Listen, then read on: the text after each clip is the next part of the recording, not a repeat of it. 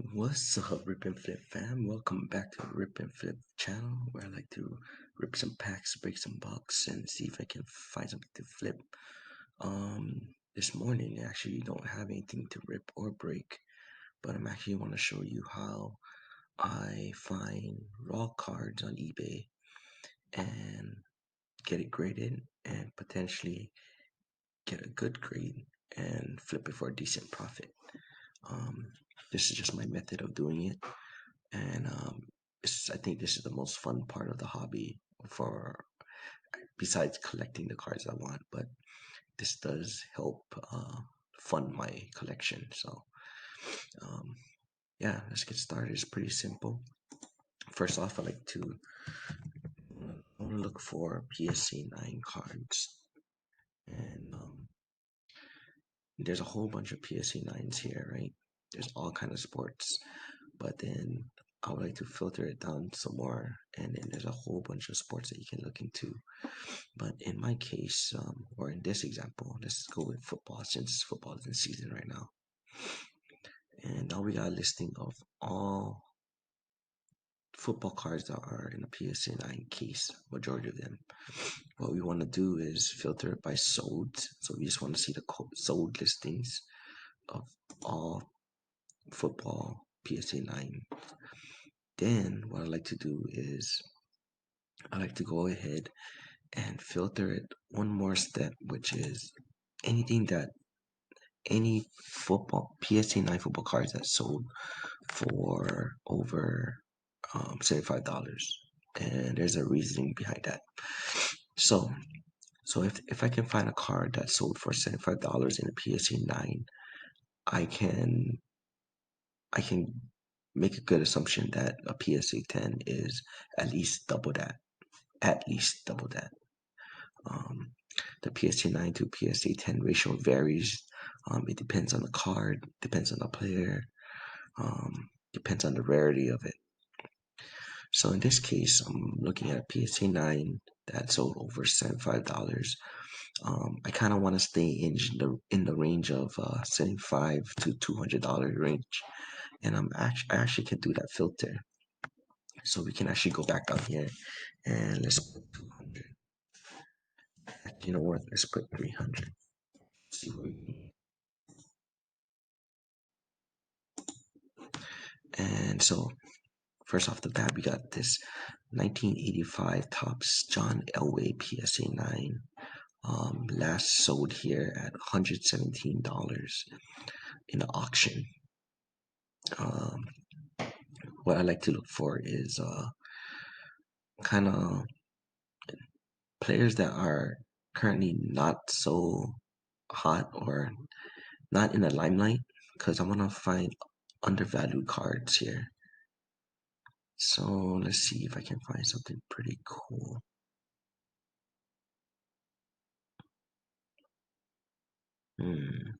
Scrolling down this list.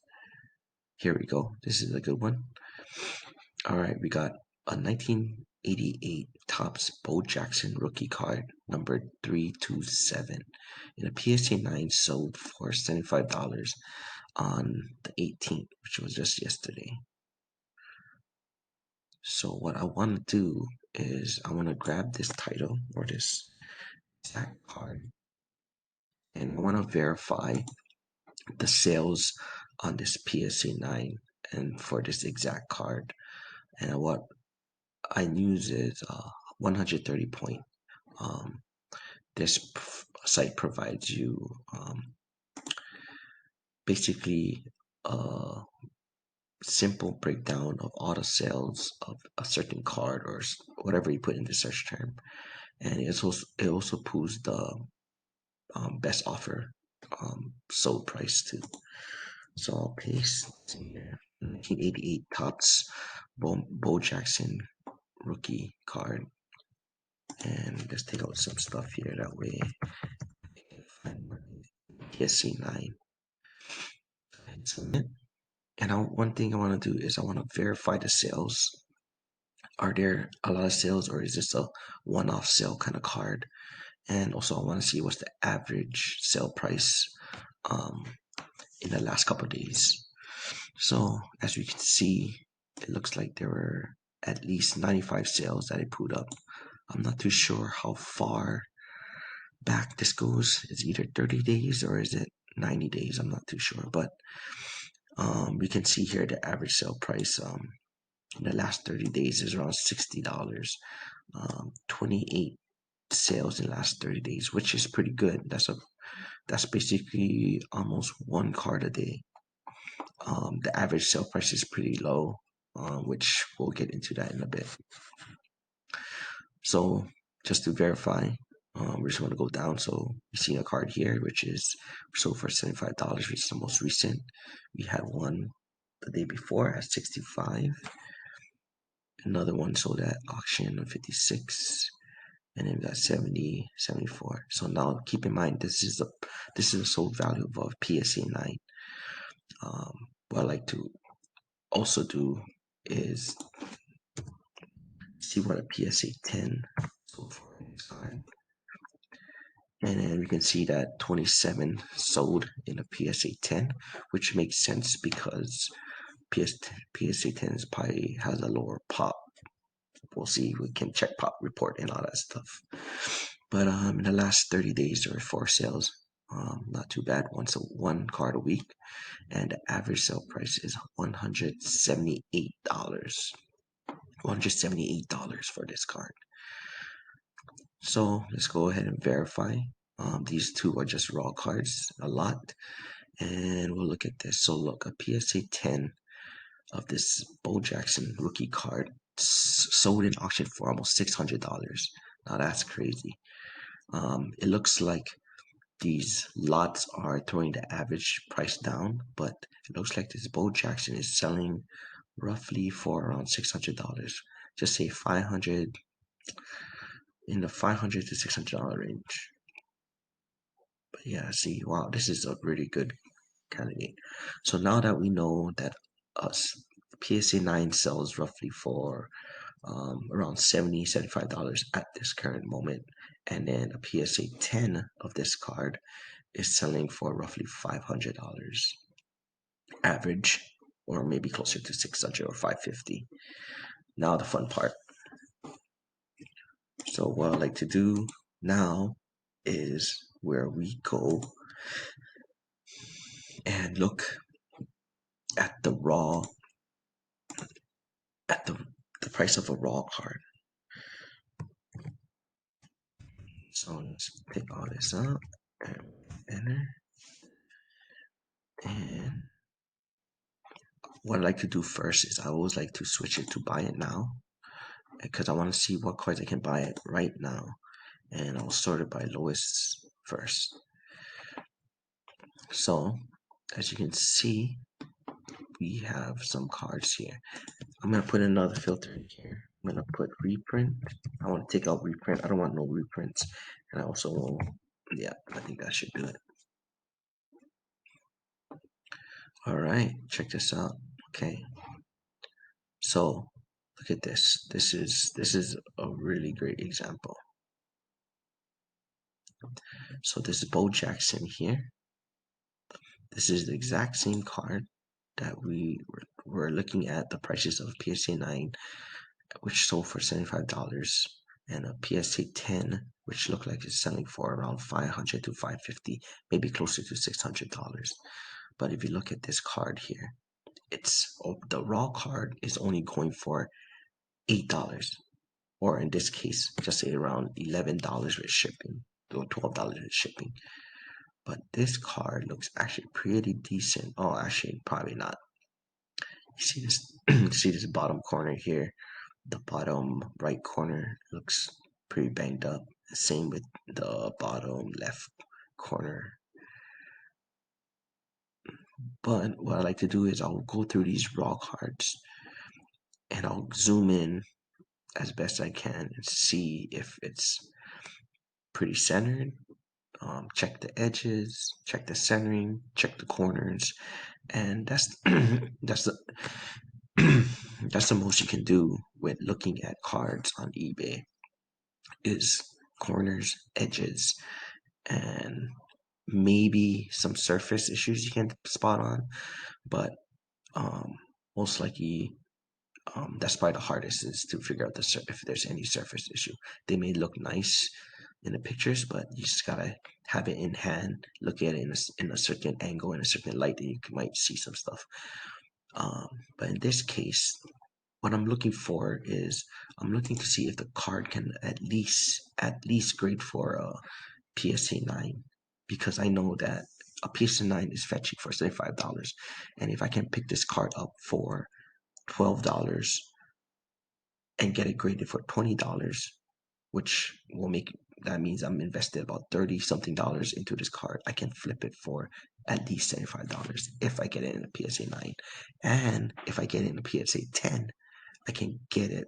I can basically almost 20x my money, a $30 investment to $600. So yeah, I look at it in a numbers kind of thing.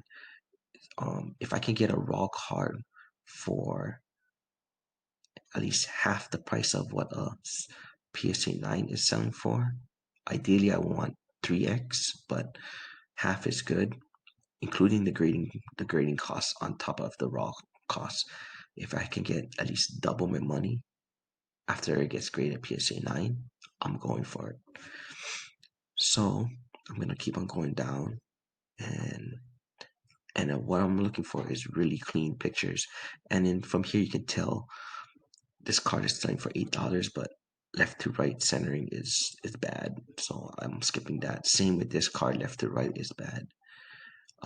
This card here currently selling for $13.50, looks pretty decent, but the lighting looks bad.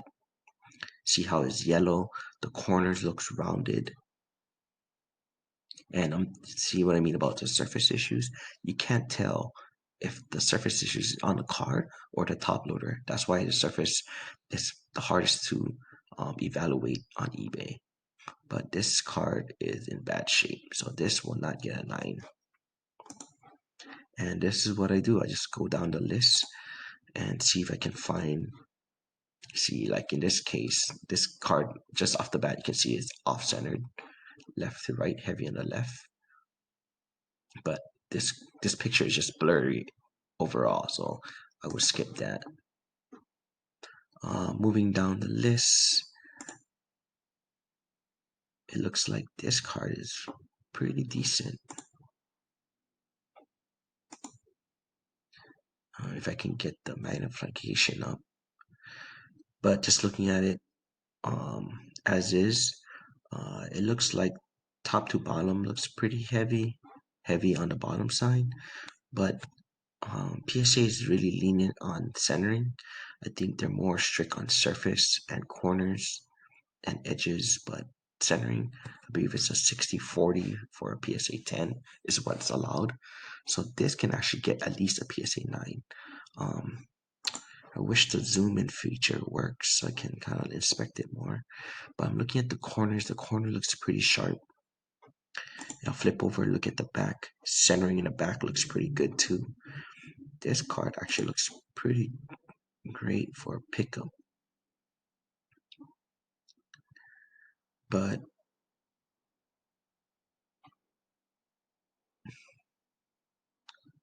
interesting. So this card looks like a decent pickup. It looks like a PSA 9 worthy card. It's currently selling for, let's see, if I do a buy it now, it's about $15. Tack on $20 to get it graded in economy service, and I'm looking at $35. It comes back a PSA 9. This card could sell for $75. Who knows? It can actually go up by the time I get my card back. So it can actually be more. It could be at a PS9 can be at $100 range. But in this case, it looks like we can basically double up our money. $35 into about $75. A little over double. But if it comes back at PSA 10, that's when you hit the jackpot, man.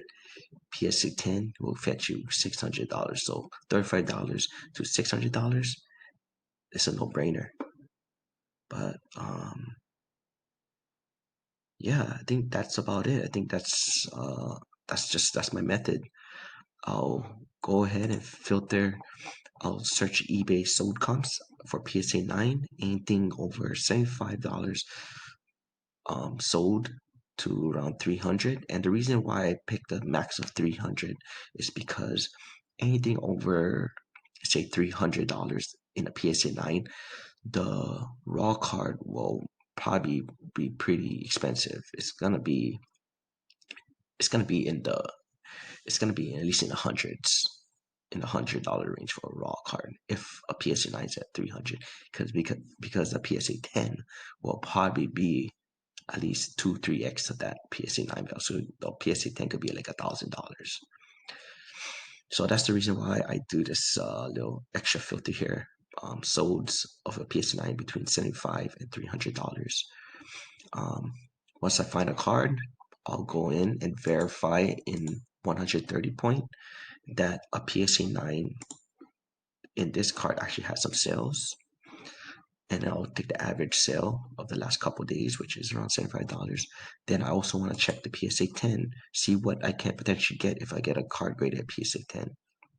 And in this case, is a great example for this little strategy I have. But overall, there is chances that you can get the card back at PSA 8, PSA 7.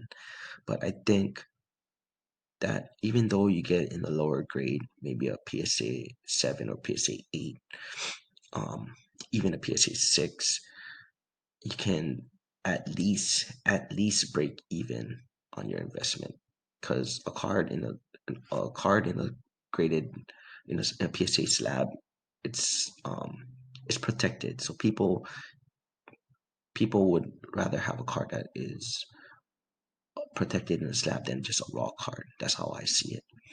Um, and then the most important part, I believe, is once you get all these numbers worked out, is when you're looking for your raw cards, you want to do your due diligence and look at the grading potential of the card um, as best as you can via eBay. So yeah, I hope this is a really helpful video. Um, Give it a try. Let me know. Leave a comment on the bottom if you do try it. Yeah, let me know how it turns out for you. But this is how I go through and find undervalued cards that I can usually buy. I usually buy in bulk or buy multiple of and send them in, get it graded, and then hope for the best. But yeah, that's all I got, and I hope you guys enjoy this video. Um, I'll try to make more of these more helpful informational videos that I use personally. I'm pretty sure there's a software out there that can do this, like just automate this whole process. But I like the process of going through and just going through the motions and doing this. It's basically fun. This 1985 Topps John Elway looks pretty promising too, so I might look this up off the camera. But yeah, leave a comment. Don't forget to subscribe, and catch you in the next video. All right, guys, peace out.